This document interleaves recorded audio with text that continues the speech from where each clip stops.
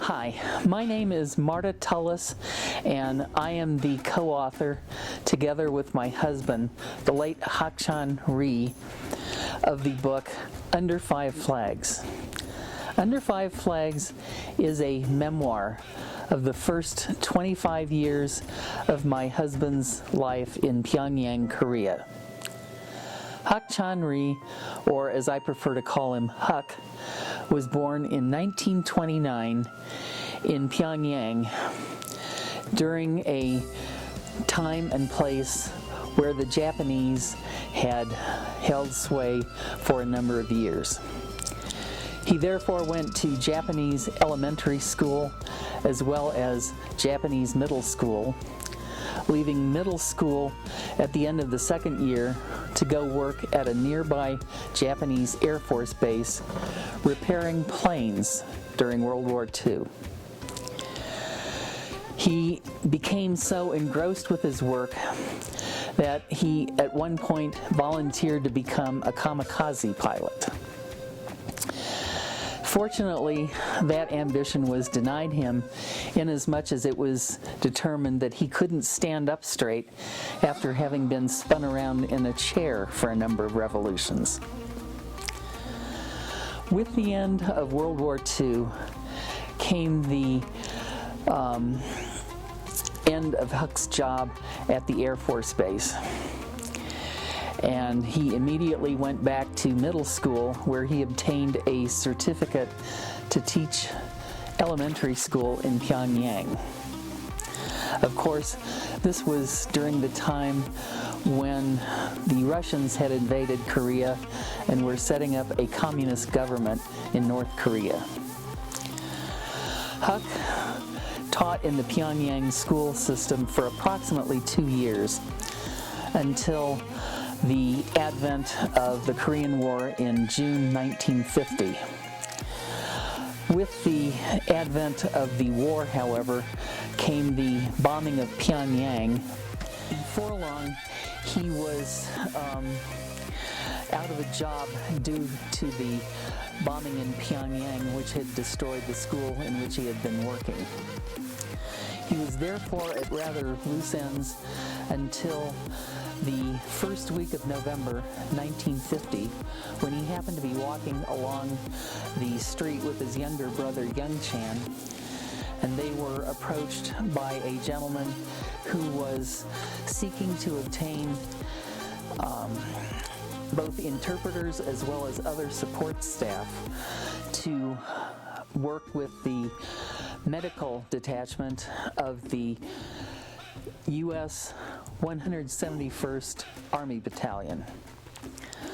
The boys immediately jumped on the offer of employment and worked with the 171st Battalion for approximately a month, until the pressures of fighting in Pyongyang became so intense that the 171st began to withdraw to South Korea. At that point, Huck and Young-chan went home to see if there was anything they could do for their parents. They were dismayed to learn when they walked in the door that the house had been bombed somewhat, and that the family was eating very little.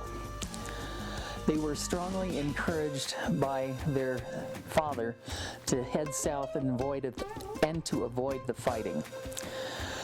They did so and eventually wound up back with the 171st Battalion and got their old jobs back. However, at one point, the 171st Battalion transferred most of its medical staff and other support personnel to the 1st FOB, which is where Huck and Young-chan spent the remainder of the Korean War. The 1st FOB was a unit which followed the forward observers as they were operating near the 38th parallel, looking for troop movements. They were basically a MASH unit which had very little in the way of defensive firepower, which proved to be somewhat problematic when at one point they were overrun and encircled by Chinese troops, which had been crossing the 38th parallel near the Imjin River.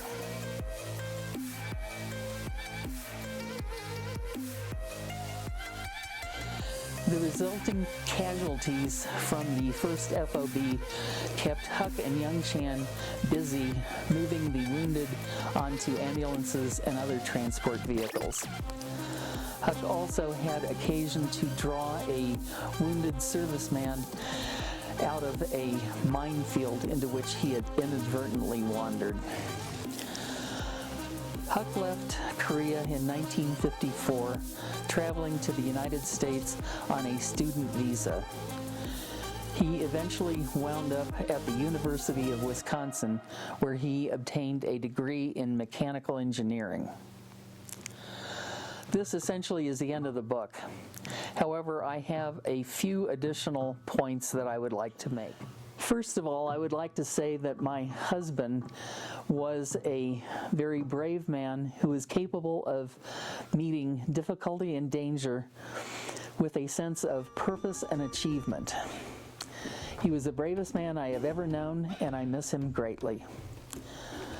Secondly, I would like to also say that the concept of a planned economy, especially when aligned with a government that owns all the means of production, is extremely hazardous to the population, inasmuch as sooner or later there will be great shortages of consumer goods, including food and other necessities, which may include up to and including the point of starvation. At one point, my husband and his stepmother had to go to the mountains to eat the pith of the trees.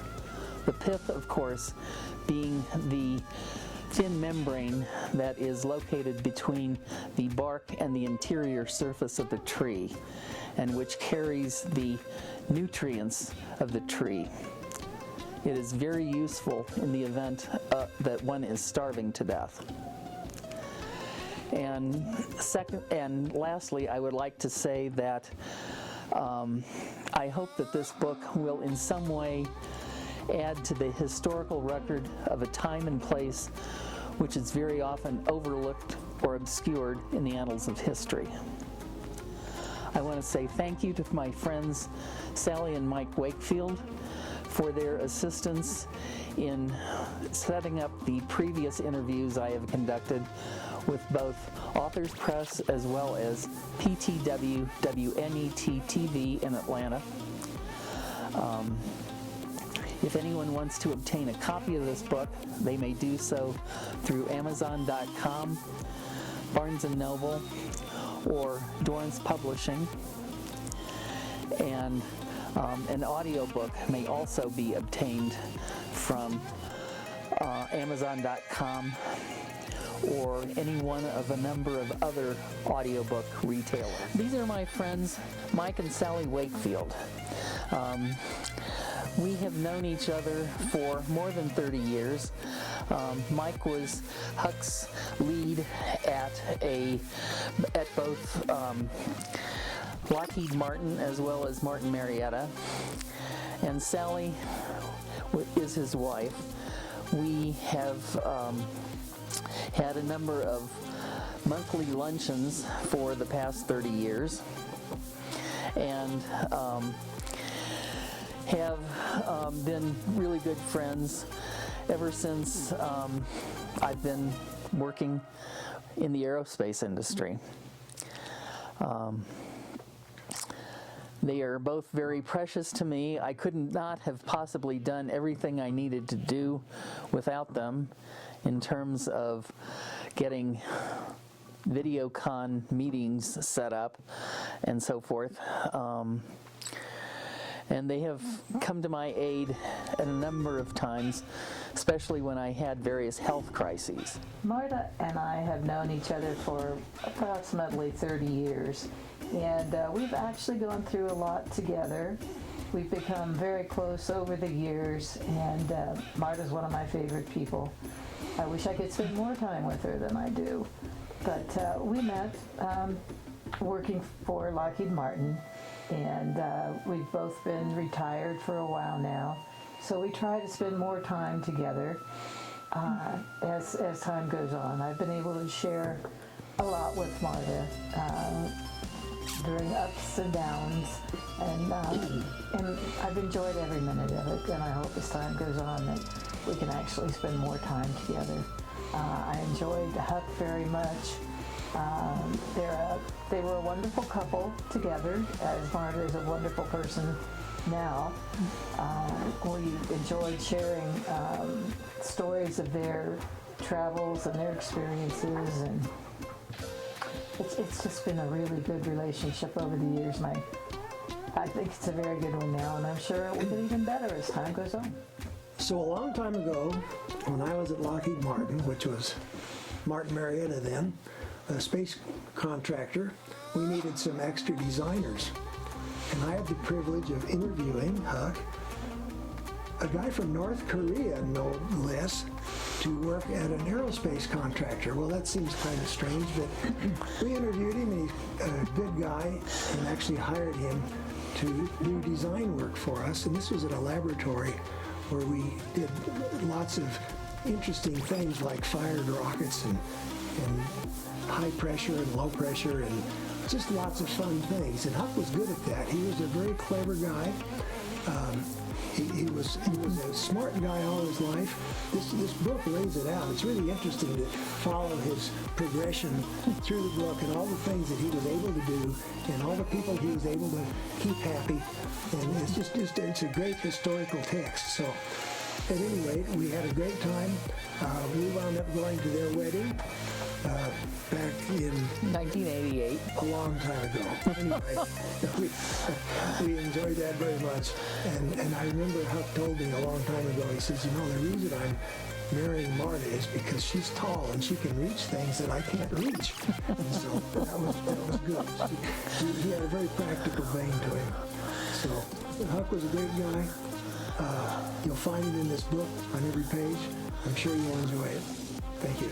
Hello, this is Marta Tullis with Sally and Mike Wakefield, wishing you the very best. Thank you for watching this video. We wish you good luck and God bless. Bye. Bye-bye. Read the book. Enjoy. Bye-bye.